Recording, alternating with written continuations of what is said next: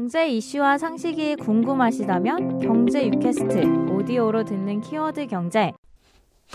안녕하세요. 경제 유캐스트의 파트하는 김 기자입니다. 안녕하세요. 윤 기자입니다. 예, 오늘 저희 녹화와 녹음은 네.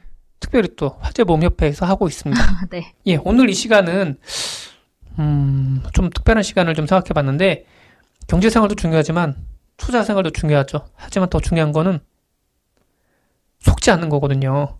네. 예, 사기꾼들은 네. 정말로 부지런하게 저희를 속이고 저희 갖고 있는 자산과 소중한 돈을 빼가기 위해서 오늘도 불출주야 노력을 하고 있습니다. 네. 오늘 그 얘기를 좀 해볼게요. 혹시 뭐 윤 기자님은 피싱 같은 거, 보이스피싱 좀 당해보셨나요? 아니요, 저는 당해보지는 않았습니다. 전화는 받아보셨나요? 뭐 전화는 받아봤어요. 검찰청에서 전화를 받았었는데, 그래요?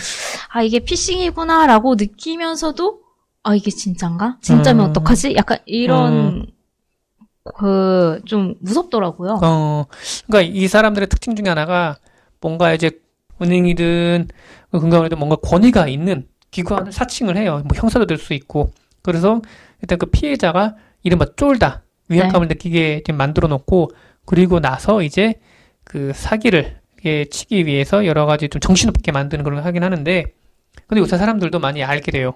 보이스피싱. 일단은 이 고객님 아니 뭐 누구누구시죠? 내 이름 일단 기본적으로 저희 개인정보가 유출되어 있다고 볼 수 있는 거니까 전화번호와 뭐 친인척 관계, 심지어 주소까지도 알 수 있는 상황에서 이렇게 개인정보 물어본다고 하면은 놀랄 수밖에 없어요.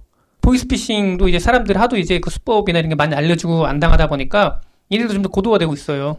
예, 스마트폰을 활용해서 그전에는 뭐 피처폰 시절에는 뭐 전화 걸어서 뭐 여기저기 이렇게 정신없게 만든 다음에 돈을 입금해라. 뭐 대표적인 거 지하철 뭐 무슨 보관함에 넣어놓으라 했는데 이제는 알죠, 사람들이요. 사기꾼들이 만만한 사람들이 아니거든요. 정말 부지런합니다, 사기꾼들도요. 그렇기 때문에 그들의 수법이 점점 정교화되고 있고 우리도 따라서 정신 차리지 않으면은 쉽게 당할 수 있어요. 이게 제가 한 그 업체의 그 통계를 봤는데 피싱을 당하는 가장 많은 연령대 어딘지 아세요? 글쎄요. 40대. 아. 50대. 네. 네. 물론 뭐, 이렇게 20대, 30대도 적진 않아요. 예, 적진 않은데, 이게 그 사람이, 당하는 사람이 부주의하거나, 아니면 혹은 또 좀 너무 이게 몰랐거나, 그래서 당하는 게 아니라, 그냥 당하는 거예요. 이거 당할 수밖에 없는 구조를 만들어 놓거든요. 일단은 그 피싱에 대해서 좀 말씀 드려볼게요. 피싱 철자. 저는 이게 지금 몰랐는데, 그 피싱의 철자가 뭔지 아시죠? 그 낚시할 때 그 피싱 아닌가요? 네, 저도 그걸 알고 있었는데 네. 앞에 P가 붙더라고요. 그러니까 이걸 찾아보니까 개인정보, 즉 프라이빗 데이터를 말합니다. 프라이빗 데이터 플러스 피싱이라고 해서 어떻게 하냐면은 기본적으로 피해자의 개인정보 데이터를 갖고 그거를 갖고 이제 사람을 속이는 거죠. 네. 예, 그렇게 되는 겁니다. 우리가 흔히 쓰는 단어인 보이스피싱은 전화를 통해 상대의 전화를 통해 상대방 현혹시키는 것이고요. 스미싱이라고 하죠. 이것은 SMS, 문자 메시지를 통해 상대방을 낚는 것이라고 볼 수 있어요. 두 개 모두 개인정보를 사기꾼이 가로채거나 스스로 불게 만들어서 개인정보를 갖고 대출을 받게 한다거나 아니면 통장에 있는 돈을 가로채게 만듭니다. 요새는 사람들도 많이 알아서 고객님 뭐 1,000만 원 저기 인출돼서 지하철 무슨 보험 넣어주세요 라는 것 따위로는 속이기 힘들어요. 그래서 점점 고도화되고 있고요. 저만 해도 금융감독원인데 뭐 제 통장이 뭐 대포 통장으로 사용돼서 의심이 되고 있다. 당신도 어느 정도 법적 처벌을 받을 수 있는 것 같긴 한데 대조가 필요하다. 통장 계좌번호, 비밀번호 얘기해달라 그러면은 안 속죠. 이거 뭐야? 그러고 말겠죠. 그래서 사기꾼들은 점점 더 믿을 수밖에 없게 아예 빠져나오지 못하게 하고 있는 거죠. 그래서 나온 게 파밍이라고 해요. 윤 기자님 지금 영상을 보시면은 두 개의 앱이 나옵니다. 국민은행 앱인데 왼쪽에 있는 앱이 있고 오른쪽에 앱이 있는데 하나는 가짜, 하나는 진짜예요. 오, 비슷하게 생겼는데요. 네, 근데 딱 봐도 디자인이 더 좋아요. 아, 속을 수밖에 없겠네요. 예, 누를 수밖에 없어요. 딱 네. 봤을 때. 그러니까 이 정도의 디자인 실력과 이 정도의 정성을 갖고 공부를 했으면은 아니면 일을 했으면은 아니면은 무슨 서비스를 개발했으면 더 나은 삶을 살 수 있을 텐데 예, 안타깝죠. 그래서 이런 파밍에 많이 이용을 해요. 이것도 일종의 스미싱이라고 했는데 이메일이나 문자 메시지를 보내요. 그리고 그 문자 메시지에 링크 주소가 있어요. 그 주소로 접속하게 하고 혹은 그 앱 설치 파일을 첨부해 앱을 깔게 합니다. 그 드라마 중에 2018년에 나왔던 나의 아저씨는 드라마가 있거든요. 아이유가 나오고 그다음에 이성균이 나오는데 아이유가 이성균의 그 스마트폰에 도청 앱을 깝니다. 네. 그 도청 앱을 까는 방식이 이 방식이긴 하거든요. 미리 익명의 문자 메시지를 보내놔요. 그리고 나서 이제 아이유가 딱 몰래 빼서 그 문자 메시지를 열고 실행시키죠. 그러면서 설치 파일을 깔게 만드는 건데, 근데 최신 삼성 스마트폰이나 애플 아이폰을 갖고 계신 분들은 대체로 이런 류의 초보적인 스미싱은 안 당하세요. 저도 해봤는데 이미 그 보안 프로그램이 깔려 있어가지고 안 깔리더라고요. APK라고 하죠. 일반적인 출처를 알 수 없는 APK 파일은 안 깔리는데, 그럼에도 불구하고 카톡이나 이런 걸 통해서 또 교묘하게 또 들어오긴 합니다. 그래서 이렇게 파밍 같은 경우에는 그 설치 파일을 하고 진짜인 줄 알고 자기 개인정보를 줄줄이 넣는 거예요. 뭐 아이디, 비밀번호, 계좌번호 줄줄이 하다 보면 이게 털리게 됩니다. 피해자들의 속아 어떻게든 더치되는 웹사이트를 들어가게 하려고 하는 건데요. 이 중에는 중고나라 같은 중고 웹사이트도 이용이 됩니다. 중고나라 카페도 이용이 돼요. 조심하셔야 돼요. 그러니까 상품 설명을 추르륵 기재해놓고 밑에 결제창이라고 희한하거나 달아놔요. 그걸 클릭해서 들어가면은 네이버 로그인창이 떠요. 이상하다. 나 분명히 네이버 로그인해서 중고나라 들어왔는데 이게 뭐지? 근데 무심결에 또 그걸 또 다시 로그아웃 됐나? 이렇게 아이디어를 넣고 패스워드를 넣고 클릭해 들어갈 수 있잖아요. 딱 들어갔는데 이제 계좌번호 번호와 비밀번호 알려주세요. 딱 떠요. 결제해 드릴게요. 이런 방법은 링크 조작과도 연결이 돼 있어요. 1차적으로 중요한 건 가능하면 스마트폰에 웹브라우저 보안 최신으로 맞춰놓는 게 중요하긴 합니다. 그렇지 않으면 무조건 의심을 해봐야 돼요.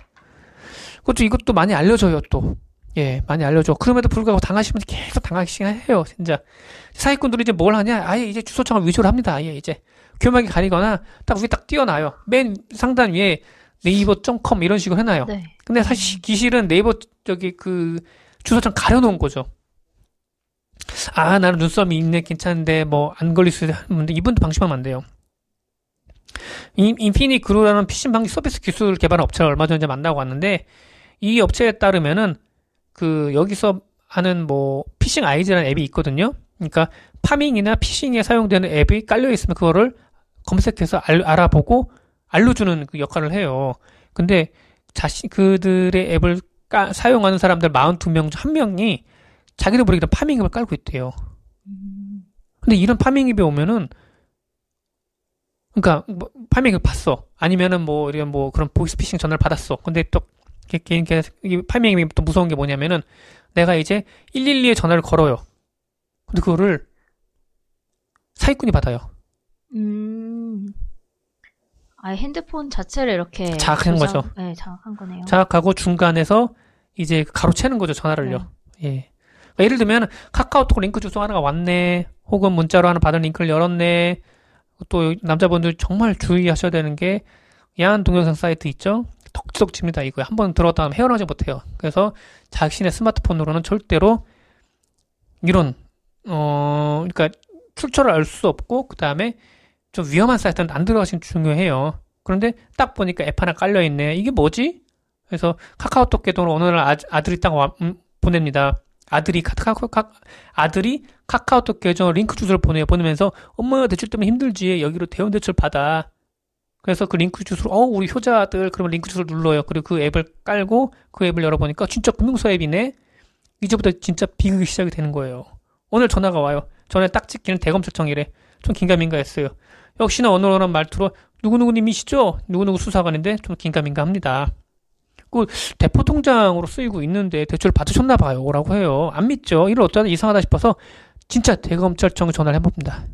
근데 아까 말씀드렸죠. 이 전화기는 이미 사기꾼의 포획이 돼 있기 때문에 그 거신 전화가 사기꾼한테 가는 거예요. 이 사기꾼이 딱 보고 전화를 받죠. 그리고 누구 검사님이라도 교환을 해주는 거예요. 그랬더니 진짜로 바꿔주는 거예요. 이렇게 되면 믿을 수밖에 없어요. 전화기가 장악이 되면은. 그래서 긴가민가해서 금융감독원에 전화를 해요. 금감원에 전화를 받고 신고 접수까지 받아줘요. 근데 또 무슨 검사실에서 수사관에 전화를 합니다. 금감원으로부터 전화가 왔는데 저를 그렇게 못 믿으시냐고. 이러면 진짜로 이게 갈 수밖에 없죠. 그래서 이제 수사관이 거기 누구 어디 앱이 깔려있는 거 있죠? 거기 앱을 통해서 어디에 돈을 송금하셔라. 그리고 나서 이제 사기꾼을 잡기 위해서 당신이 좀 좀 협조를 해주면 좋겠다. 그리고 나서 그 돈을 뭐 어디에 좀 붙이더라. 아니 송금을 해줘라. 아니면은 뭐 지하철에 무슨 보관하면 넣어놓고 계셔라. 우리가 잠복하고 오겠다. 범인을 잡겠다. 이렇게 하죠. 그렇게 되면서 이제 완전히 털리게 되죠. 이런 방법이 중간자 공격 방법, 맨인 미들 공격 방법이라고 해요. 사기꾼이 피해자 핸드폰을 완전히 장악을 하고 중간에 전화를 가로채는 거죠. 이렇게 되면은 진짜 저라도 속을 것 같아요. 예. 이렇게 고도화된 사기 방법은 우리의 스마트폰, 모바일 생활이 일상화되면서 필연적으로 나타날 수밖에 없어요. 빠르고 간편하게 송금할 수 있다 보니까 사용자들을 정신없게 하면서 바로바로 송금할 수 있게 만들 수 있게 되는 거죠. 또 수법이 교묘해지면서 대부분의 금융기관 앱을 따른 가짜 앱이 나오고 있습니다. 겉만 봐서는 정말 몰라요. 속을 수밖에 없어요. 그리고 모모 저축은행 참 많아요. 예, 제가 오케이라 말씀드릴 수 없긴 한데 그분들이랑 상관없이 그분들을 사칭한 앱이 너무나 많아요. 예. 신고 접수사를 많이 좀 올라오고 있습니다. 그 설정에서 모르는 앱 아예 깔지 않는 게 중요해요. 예, 의심스럽다 깔지 마세요. 실제 저는 또 스마트폰 가능하면은 저는 권장드리고 싶은 게 너무 오래 사용하는 것도 그러니까 업체 삼성이든 애플이든 업데이트를 해준 기한 있잖아요. 그 기한을 넘겨서까지 사용하시지 않는 게 좋다고 저는 보고 있습니다. 예, 출처를 알 수 없는 APK 파일이 깔리지 않게 되더라고요. 최신 브라우저를 깔고 있으면요. 혹은 피싱 사이트 예방 앱을 까시는 것도 중요해요. 제가 쓴 기사를 그 아래 그 첨부해 드릴게요. 이게 한번 보시고 그 앱도 깔아보고 제 네이버 뉴스도 구독해 주시면 좋을 것 같습니다. 예. 오늘은 여기까지 맞춰드렸는데 결론은 이겁니다. 이게 당하는 사람이 그 순간 부주의해서 당하는 게 아니에요. 기술은 고도화되고 있고 사기꾼은 날로 부지런하면서 더더욱 많은 기술을 쓰고 있습니다. 그에 따라서 우리도 슬기로워지지 않으면 당할 수밖에 없어요. 예, 이 말씀 드리면서 오늘 방송은 여기까지 마치도록 하겠습니다. 예, 감사합니다. 네, 감사합니다. 여러분의 구독과 좋아요는 큰 힘이 됩니다.